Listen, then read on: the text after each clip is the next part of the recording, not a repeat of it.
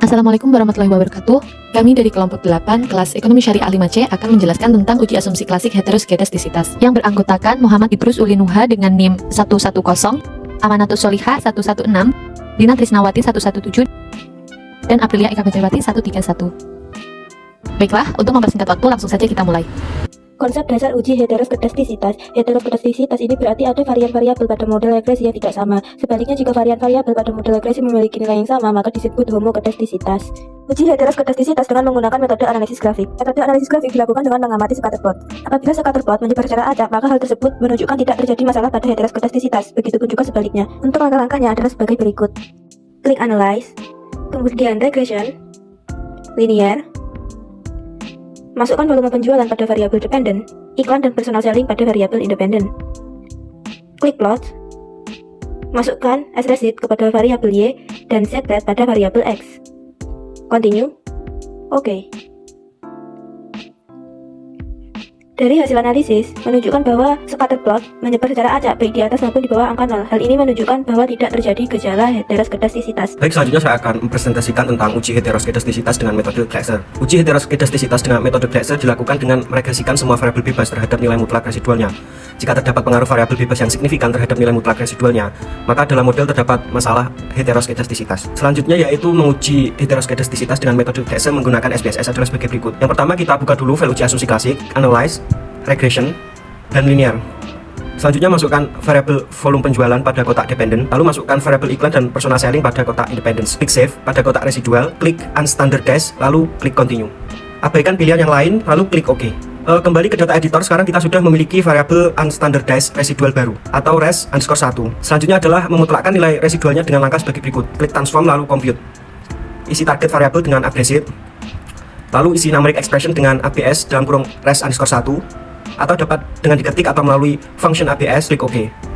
Pada data view terjadi penambahan 2 kolom sebagai akibat proses perhitungan.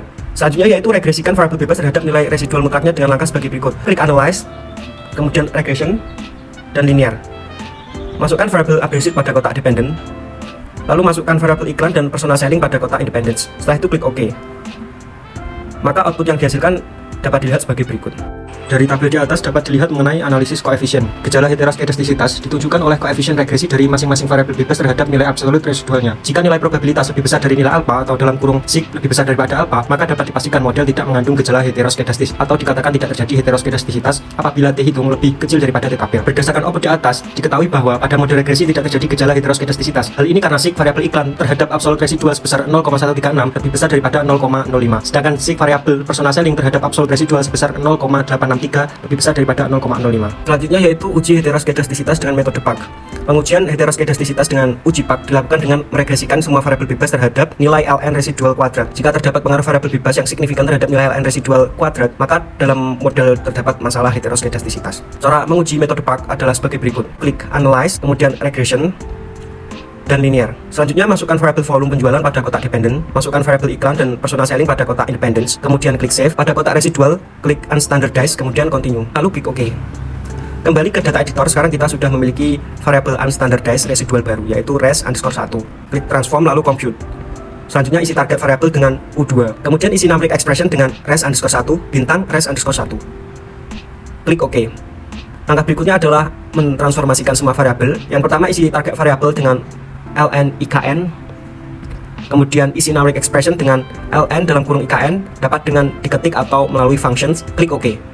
Dengan cara yang sama mentransformasikan variabel personal selling dan U2 ke dalam bentuk logaritma linear, sehingga kita mempunyai variabel harga personal selling dan U2 dalam bentuk logaritma lama seperti pada gambar sebagai berikut.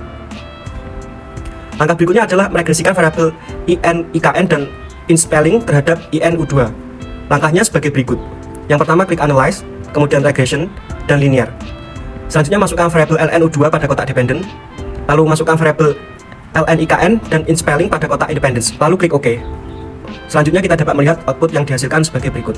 Dari tabel di atas dapat dilihat mengenai analisis koefisien. Gejala heteroskedastisitas ditunjukkan oleh koefisien regresi dari len masing-masing variabel bebas terhadap nilai len residual kuadrat atau len U2. Jika nilai probabilitasnya lebih besar dari nilai alfanya atau sig lebih besar daripada alfa, maka dapat dipastikan model tidak mengandung gejala heteroskedastisitas atau dikatakan tidak terjadi heteroskedastisitas atau apabila dihitung lebih kecil daripada T tabel. Berdasarkan output di atas dapat diketahui bahwa pada model regresi tidak terjadi gejala heteroskedastisitas. Hal ini karena sig variabel len KN terhadap len U2 sebesar 0,1 0,112 lebih besar dari 0,05. Sedangkan sig variabel len spelling terhadap len U2 sebesar 0,968 lebih besar daripada 0,05. Selanjutnya yaitu uji heteroskedastisitas dengan metode White. Yang pertama yaitu klik Analyze, kemudian Regression, Linear, kemudian masukkan volume penjualan atau Y ke kolom dependent dan iklan juga personal selling ke kolom independent. Klik Save, klik Under Standardize, dan Continue.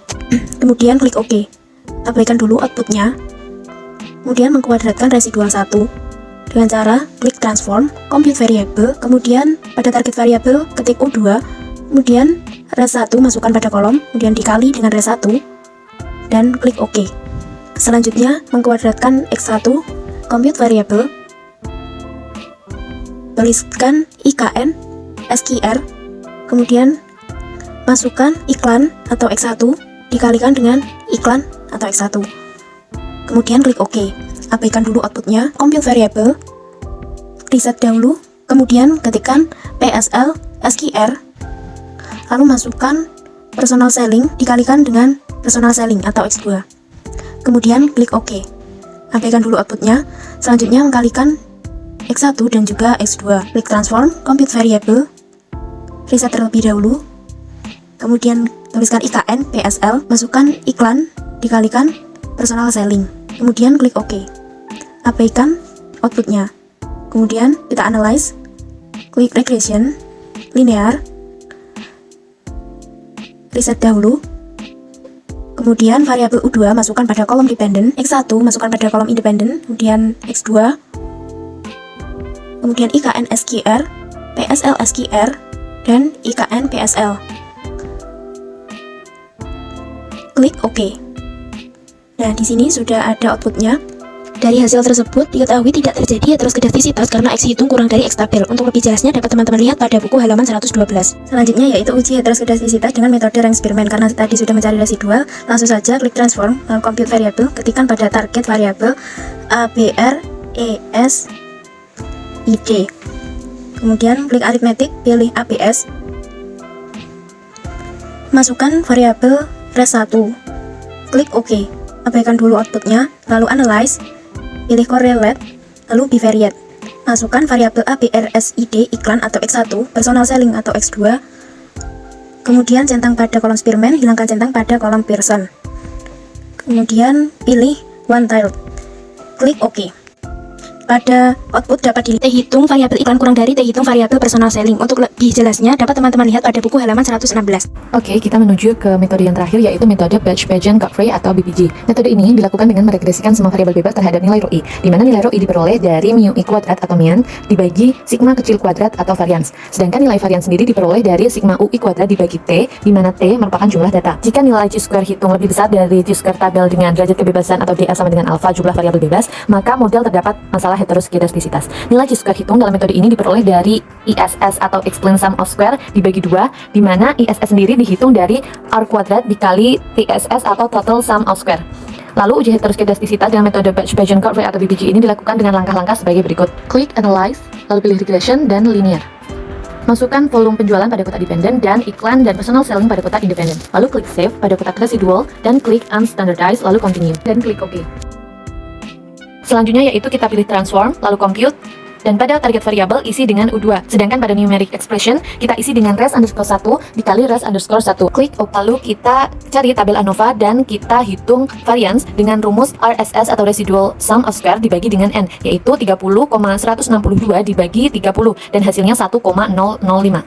Lalu selanjutnya kita kembali lagi ke menu SPSS, pilih Transform, Compute, dan pada target variabel isi dengan PI. Lalu pada numeric expression isi dengan U2 garis miring 1.005. Klik OK. Kita regresikan yaitu dengan Analyze, Regression, Linear, dan kita masukkan variabel ρ I pada kotak dependent dan masukkan variabel iklan dan personal selling pada kotak independence. Kita klik OK.